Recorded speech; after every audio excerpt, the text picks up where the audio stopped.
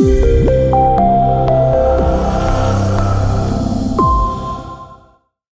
everyone, this is Grandmaster Damian Lemos here for iChess.net. We continue with this series comparing Magnus Carlsen and Bobby Fischer, and of course we know it is tough to compare. We've done a part 1 already. If you haven't seen this yet, I recommend watching it. And today we'll compare two Sicilians they played. So the first game we are going to see is Spiedler against Carlsen. This game was played in 2010 and this game was blindfolded. I still think it has a lot of value, so that's why I'm showing it. So we see Magnus playing that Sicilian. Nowadays he doesn't play that Sicilian much. We see him playing e5 mostly. Of course he plays all sort of lines, but I would say like 70% of his games, or even more, he plays e5, and I don't blame him because he plays at the elite level and e5 is way too solid, and it also gives him a lot of winning chances as black. That Sicilian, we know, it's quite good, but sometimes we take too many risks as black. So knight f3, d6, d4 takes, knight takes. We have the main line, knight c3, and in this game Magnus plays the dragon. This is not the first time he plays the dragon. He has a lot of dragons as black. On the other hand, if you try looking for a dragon played by Bobby Fischer, you won't find it, or at least I wasn't able to find a dragon played by him on my database, and I think this has an explanation. By the time Bobby Fischer was playing, we didn't have computers, so I should say they didn't have computers. I wasn't even born at that time, but I mean, he played at a non-computer age, so theory was a bit slow. Nowadays, theory is quite important and it advances quite fast. So if you have a good preparation, then you can play the dragon, or at least you're more likely to play it. So that's why I feel Magnus plays the dragon or anything else. I mean, he's well prepared, whereas Bobby Fischer, he was well prepared as well, but the opening wasn't his strongest point. So, okay, white plays bishop e2. Spiedler doesn't go for the main lines. Bishop e3, queen d2, and queenside castle. He plays bishop e2. When white plays like this, he's telling us he's going to castle kingside. And I like this because then we're playing as Sicilian, but usually white castles queenside and then he tries firing a kingside attack. Now he's not likely to do so because he's got the king there, and if he advances his pawns too much, then he's weakening his king. So we'll probably have a positional line here. Bishop e3, knight c6. White goes for knight b3. I don't know much about this system for white. I know it's a sideline against the dragon. It's probably playable, but I don't know much. a6. Now we are using weapons from the Najdorf as well, although a6 is a move that sooner or later we play in Sicilian because it supports b5. We also control the b5 square. I mean, if we want to play queen c7, so a6 is great looking. f4, b5. White already has a threat here, which is playing e5, and bishop b7. So despite being a Sicilian, we have a positional game, and when we see Magnus games, I don't want to say always, but most of the times we see positional battles, and I feel he is one step ahead from everyone else in this area of the game, and that is why he tries leading the game towards positional battles. It is amazing because when we have a Sicilian, you expect to see some blood, and here we don't have blood. In fact, it is a slow game. White tries playing e5. Maybe this is over aggressive, I don't know. Maybe queen e5, queen e1 I mean, trying to play rook d1 and then e5. Maybe that makes sense as well. e5, I don't think it's a bad move because white is taking over the initiative. We have some issues on this diagonal, and if we take on e5, he can also try jumping to c5. Taking into consideration this was a blindfolded game, I think this e5 approach is even stronger, because it is easy to miss some tactics here as black. That being said, okay, Magnus takes, and I like this because we don't want to lose the initiative as black. We can also play a move like knight e8, but this is way too passive, and we still have some issues. I mean, if we take on e5 later, I mean, what I'm trying to say is, why not taking here? Why should we play knight e8? I don't see a difference. And here if white, if he wants, he can take and continue with knight c5. And this is what I'm talking about when I say initiative. This is way too passive for us, in my opinion. So we take, then white decides to take. Maybe knight c5 as an in-between move. This is what we always tell during our videos. In-between moves are key because they are easy to miss and they are usually strong. Knight c5 attacks our bishop, but we have another in-between move. And I think we have a great game. Knight takes b7, we have queen c7, and as you can see, everything is hanging, and we are likely to get our piece back. So knight c5 is not a threat yet. F takes e5, and knight d7.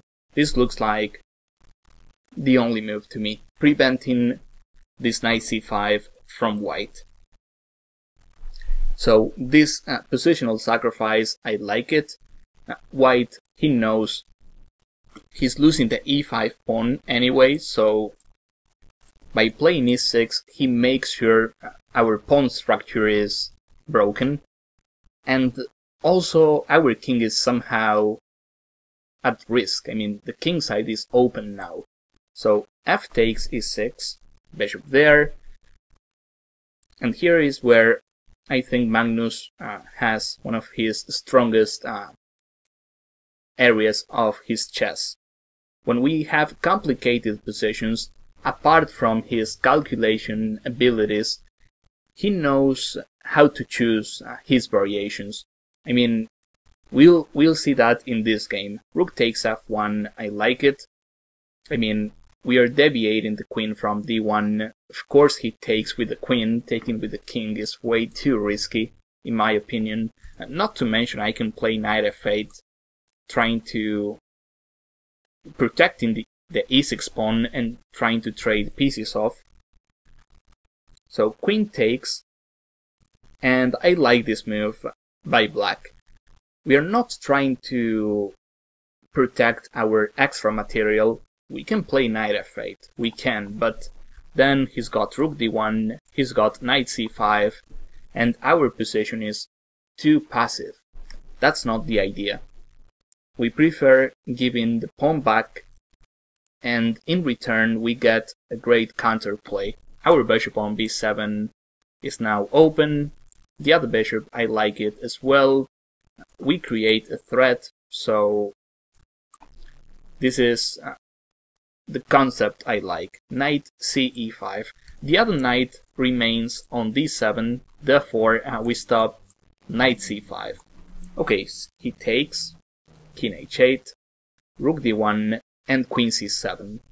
We have to play this, we have to get out of the d-file, and despite material being equal, we can tell white is a bit better, because his pawn structure is better. He's got 3 against 2 on the queen side, 2 against 2 on the king side, and this e7 pawn is, I don't want to say it's weak, it's potentially isolated, I guess, although that doesn't really matter here, because we have a lot of active pieces and we are far away from playing an endgame, and we have a dynamic position as black, so that really compensates our slight weakness on e7. So if white is better, his advantage is symbolical, and I feel we have a lot of game left. Here, for instance, in this position, the computer says white has to play queen e2, which is a careful move in my opinion, and that tells that position is not easy at all. What if he plays an aggressive move like knight d5? Then we can just take on c2. This trade actually is helping us because he's trading off our weakness on e7, and suddenly our pieces are much better than his, and I feel we are winning here. If he moves the queen, I mate him on g2, and if bishop f2, well, we should have the punch here with rook takes, and we know the queen on f1 is overloaded, so white, instead of queen e2, he goes for queen f4, and the move itself is not a mistake. Maybe the idea isn't a good one because that position is complicated and it's tough to calculate. As you can see, this pawn is not protected. This move, this looks like an easy move, and in fact we are playing it. Rook f8, we win a tempi, we attack the queen, and here we have some tactics going on already. When white played queen f4, he can play something like rook takes d7. As you can see, if knight takes rook, we lose our queen. And if rook takes f4, he just takes our queen. But we play queen c6. And now he's under a double attack. If this, we can just take, and now we are up this change. And, well, what else? Maybe rook takes b7. I mean, he knows he's losing the queen already. We take. Bishop d5. This is too complicated to see beforehand. Obviously, anything else loses. So, bishop d5, queen f6. Still, I think this is winning for black. Because, well, we have extra material to start with. And apart from that, his king is too weak. One concept we always tell in our videos is that opposite color bishops, they usually favor the attacking side. Here this is not an issue, we play king g7 or knight f3 and this rook is hanging. So basically all these variations starting with queen f4, unless white calculates everything, it's a bit risky, especially for a blindfolded game. Rook f8. Okay, white here realizes that rook takes c7 is losing to queen c6, so he plays this move, which looks much better, and Magnus plays knight f6. Every single piece is participating, and then we play knight h5 next. As we say, this is a matter of initiative. Knight h5, queen e1, and this is the actual mistake in the game. That position is too complex to play. It is not easy to find the best square for white's queen, and that is what I like about this game, the practice point of view. Even for a tough grandmaster, it is tough to decide where to place this queen. If we follow the computer advice, we find that queen h3 is the only move, the only playable move for white. Obviously queen f2 loses, queen here, we have h6, and that queen is still in trouble. And queen h4, we have knight f4. We have multiple threats, and if this... Well, we could consider some crazy sacrifices on f4, but it is better to take on c5 with check, and after king here... Let me see. I don't want to see what the computer says. I'm trying to find this myself. Queen b4 is tempting, so is b4. I mean, I feel we are already winning here with queen b4. I don't know. Bishop here. Wow. Queen takes b2 is what I would play, and I feel we are clearly better, but the computer shows us queen d6. Wow. This is amazing stuff. His first rank is unprotected, and every single piece is hanging. So we have some amazing stuff going on here. And okay, queen e1 is what Spiedler played, and here comes a great move by Magnus. I recommend you pause the video and try finding it yourself. What I'll do is a little pause of 5-10 seconds, and then I'll continue talking.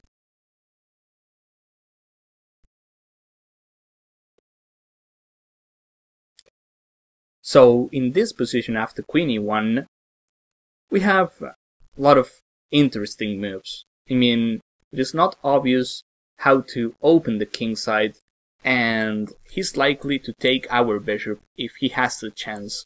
So the first move I consider is bishop f3. Of course, if he takes, I take. I have queen takes h2, and I also take his queen. The problem is he's not forced to take it on f3. He can play rook d2, knight e2, and I don't have real threats yet. So by playing this, I make sure I open his king, and after king takes, knight f3, my attack is way too strong for white to survive.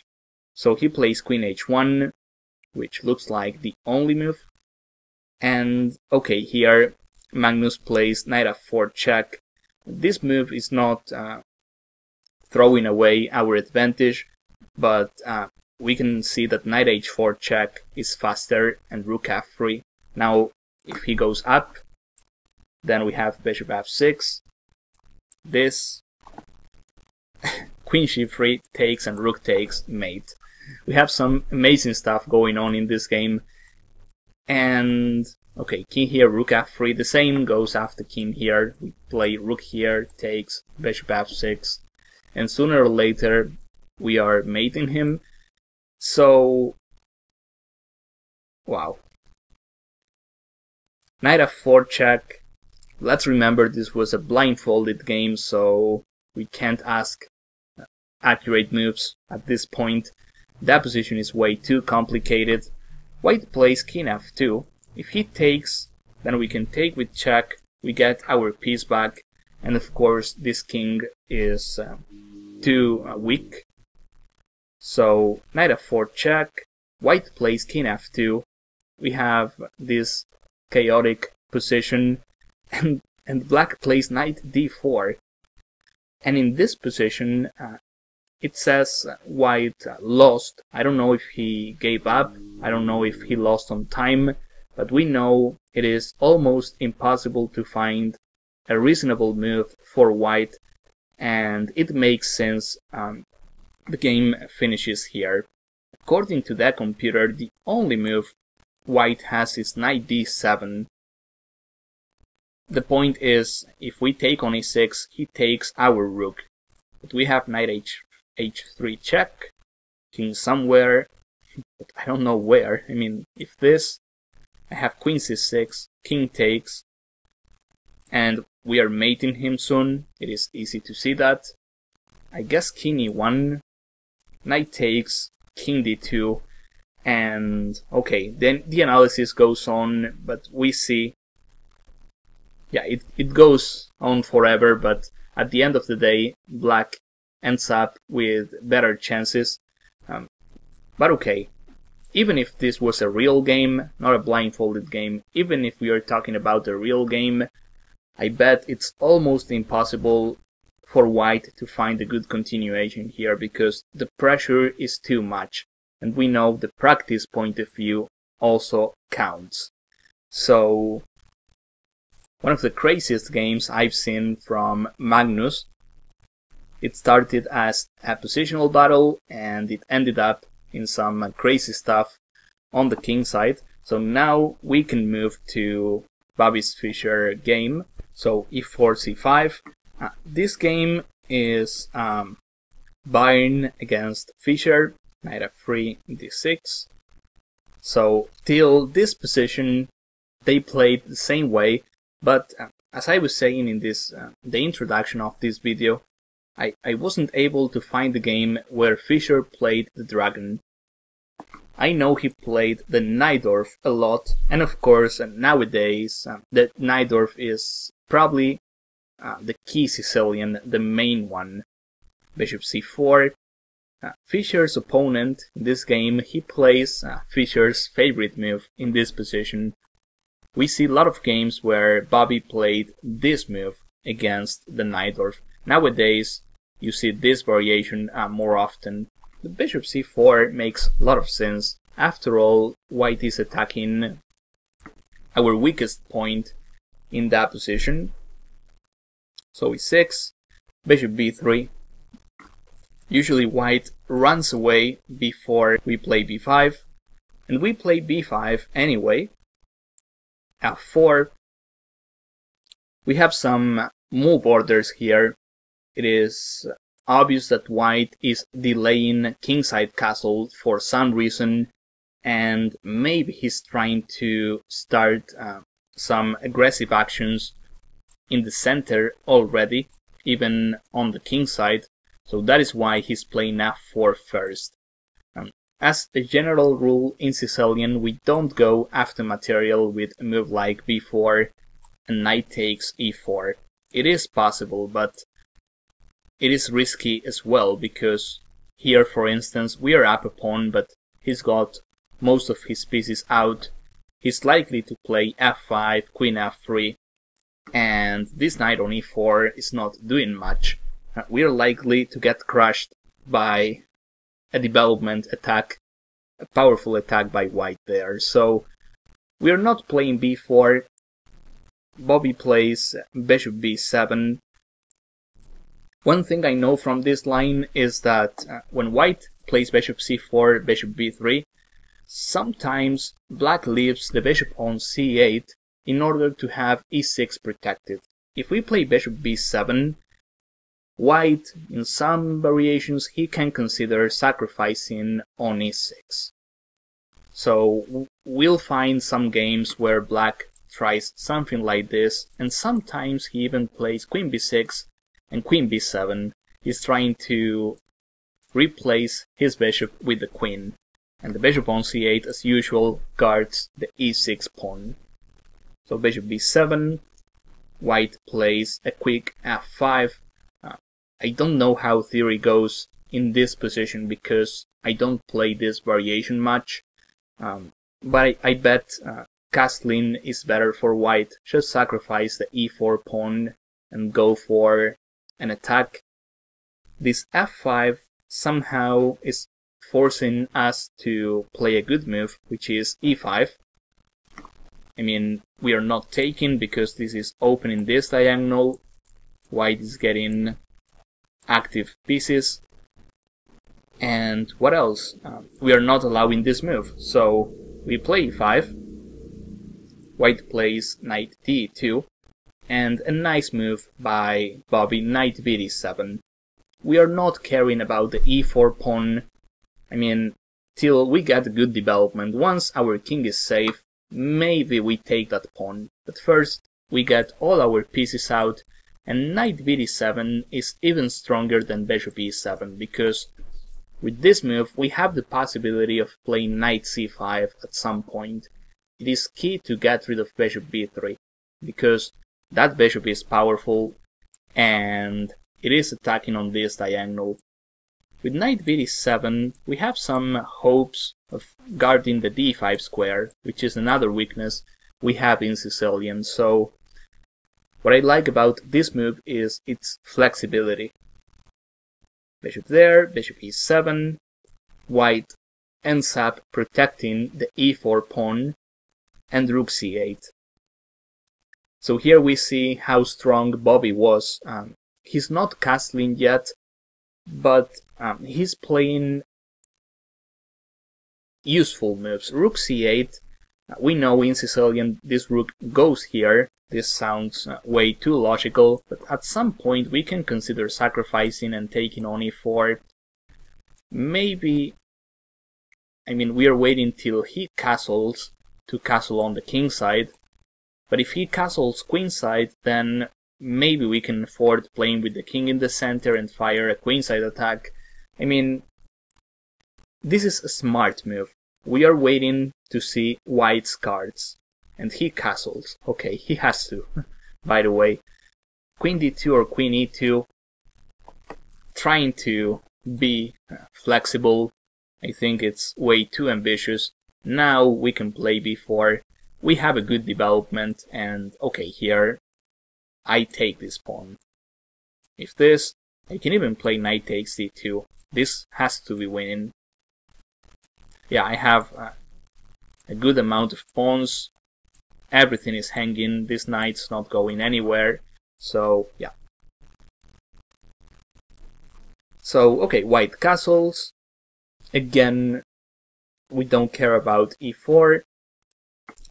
I'm not sure if we can take it, actually. After b4, he can play this, and then he plays knight d5, so we are not winning a pawn. And, whoops, h5. Another great move by black. And this is actually the key decision of this game, because we can also go for a quiet line like kingside castle, and later on we can try trading these bishops off. For instance, a3. Here I can already consider this positional sacrifice, which I think is quite good for me. His queenside pawns are destroyed and my center is way too powerful. I like this. Or, I mean, yeah, I can castle as I was saying. Let's say he plays something else. Okay, suppose we don't take on c3. We can also go for some positional trade. By getting rid of his dark squares bishop, we trade our worst bishop off, and bishop b7 remains a good bishop. And I feel we have a great position as black here, because we are blockading his advance on the king side, therefore he doesn't have any attack. I mean, knight e8 or kingside castle is a move that a positional player would play, and Bobby was a positional player, but in some positions we see these aggressive moves, this tactical ability, which is unique. And the problem for white here is he cannot punish our kingside advance, and h4 is coming. We also see some stuff with queen b6, knight g4, and we have some Philidor mates coming. So white decides to play h4 himself, which is the best way of stopping our advance.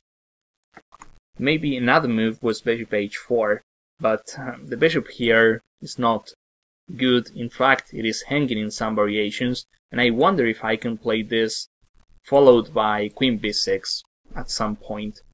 So he plays h4. Now we play b4 because he weakens his king side, and now it is also a matter of initiative, and white decides to play bishop takes f6. Can he play something else? Maybe, but he's losing the e4 pawn. And if knight d5, well, he's likely to lose a pawn as well, because now we have two pieces attacking the g5 square. So he decides to play bishop takes. Okay, here both bishop takes, f6 and knight takes are possible. I think this is better for a simple reason. We attack the h4 pawn, knight d5, bishop takes, and white plays this risky move, knight takes h5. Maybe as white you can play something else, maybe rook f3, and play that position being down a pawn. But that's not a good idea against Fischer. So knight takes h5, material is even, but the problem is we have the bishop pair, and most important, this file is open. White goes for f6. Well, he has no choice because there's no real way of protecting the knight on h5. If he plays this move, we can just take the knight and we win. So he plays f6. White here, he's trying to complicate the game because he knows he's losing a piece. And a simple move by black, not allowing any counterplay. We could take the knight maybe, but he's got some stuff going on f7. I mean he'll take on g7, and then the f7 pawn is hanging in a lot of variations, so let's make it easy. Knight here, king d8. Believe it or not, our king is safe on d8, and those knights are not able to attack us. It would be much better for white if he's got some bishops. I mean, at least the dark square's bishop. So he plays rook f3. Yeah, I feel we have ideas. Our basic threat is bishop takes knight followed by queen e3. But apart from that, we have bishop here. Suppose he plays this. We can play something like this with the idea of rook h1, queen h4 and queen h2 mate. So now we understand this rook f3. Bishop there. We still have some ideas related to rook h1. So queen d3. Now how black finishes this game is awesome. King f1, knight c5. So no matter what white plays, it looks lost for him. So he tries rook h3. An amazing move, because we can take the queen, but then we give him some counterplay. Rook takes h8, we have king d7. Maybe he's got bishop a4, I guess. I mean, he's probably losing anyway, but we're giving him unnecessary counterplay. So, after rook h3, here comes a classy move by Fischer, rook h4, and in this position white is just lost. Apart from queen d3, rook h3, knight d5, his f6 pawn, also the e4 pawn, it's like everything is hanging. Even bishop b3 is under knight c5 I. So white plays queen f3, knight takes b3, takes. Now we see some trades come in, but it was all calculated. Bishop takes, only move is pawn takes, check, king e1. Maybe here we can just take the knight and play that position with some extra pawns, but Bobby, he was a killer and every single move was a powerful one. Queen f4, now white gives up. The problem is we are likely to trade queens off and this knight is trapped. We trade queens, we play king e7, king f6, and we simply grab the knight on g7. Therefore, after queen f4, white resigns. An amazing game. I really like how Bobby played this one. Of course, it's not easy. When we analyze, things look quite easy, but this kind of positions, when we are playing a real game, trust me, it is easy to make a mistake. And that is why both Magnus and Fischer, they were world champions and the best in the world, because in this type of positions, they simply don't make mistakes. They play accurate moves and they don't give us any counterplay. So I hope this video was useful. I hope you could learn something, and I'm waiting for you guys during part 3 of this series. Thank you.